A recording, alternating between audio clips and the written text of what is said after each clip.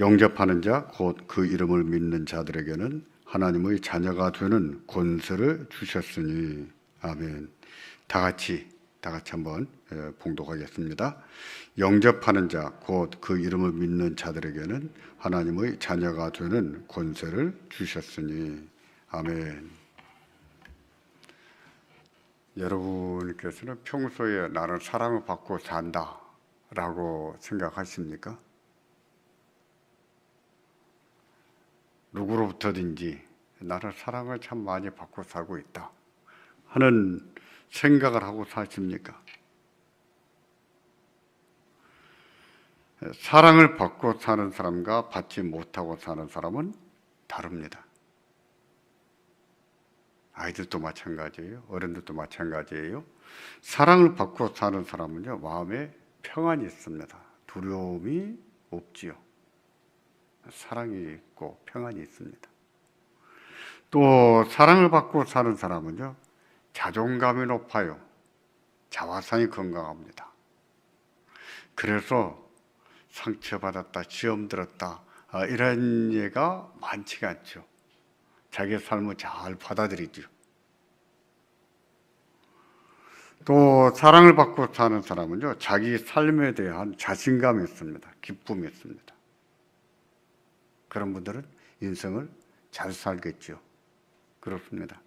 사랑을 받고 사는 사람이, 또 그렇게 큰 사람이 그렇지 않은 사람보다도 인생을 훨씬 잘 삽니다. 반대로 사랑을 받지 못하고 사는 사람은 마음에 두려움이 있습니다. 사람에 대해서든지 일에 대해서든지 미래에 대해서든지 두려움이 있고, 자기 삶에 대한 자신감이 없습니다.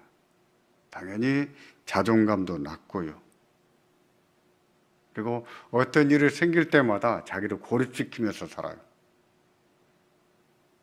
저 사람은 저래서 등지고 살고, 저 사람은 저래서 등지고 살고, 세상은 이래서 등지고 저래서 등지고, 자기를 고립시키면서 삽니다.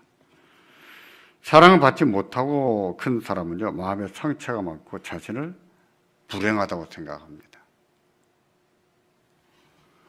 사랑을 받고 산다는 것, 그리고 그것을 안다는 것은 이렇게도 중요합니다. 사람은 사랑을 받고 산다는 것을 알 때 존재감을 느끼고 행복감도 느끼는 겁니다.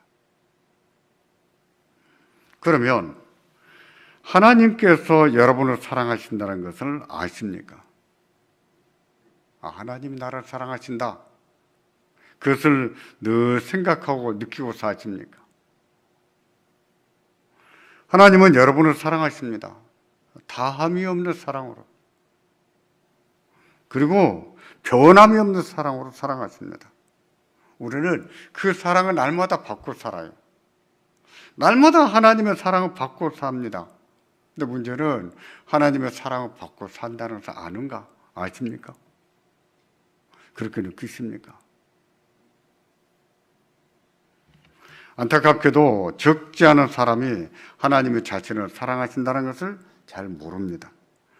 그러기에 하나님을 생각할 때 하나님이 좋으신 하나님이기보다는 두려운 하나님, 무서운 하나님이라는 인식이 더 많죠.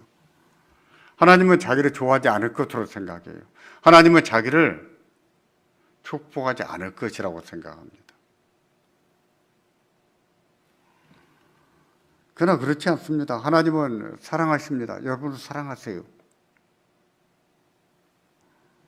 그래서 요한복음 3장 16절을 보시면 이처럼 말씀하십니다.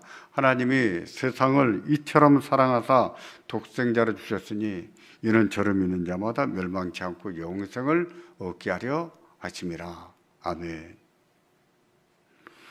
하나님은 세상을 이처럼 사랑하셨다. 이렇게까지 사랑하셨다 그랬어요. 이렇게까지. 우리가 죄인이지만 하나님께서 우리를 사랑하신다고 했습니다. 얼마나 사랑하시냐면 독생자를 주셨을 정도로 사랑하신다라고 했습니다. 그리고 우리가 멸망받는 것을 원치 않으세요. 우리가 망하는 것을 원치 않으세요. 우리가 영원한 생명을 누리기를 원하십니다. 영원한 생명을 누리기를 원하셔서 우리에게 이 독생자를 통해서 영생을 주십니다. 하나님은 이렇게 사랑하세요.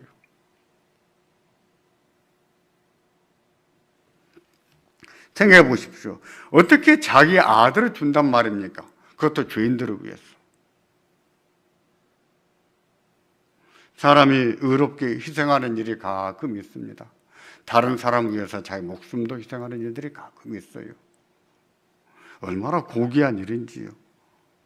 정말 귀한 일입니다. 그런데 누가 죄인들을 위해서 아들을 내놓겠습니까? 하나님은 그러셨어요. 죄인들을 위해서 독생자를 내놓으셨어요. 왜 그랬습니까? 사랑하기 때문에. 사랑하시기 때문에 독생자를 내주셨습니다. 하나님은 이처럼 사랑하십니다. 이렇게까지 사랑하세요.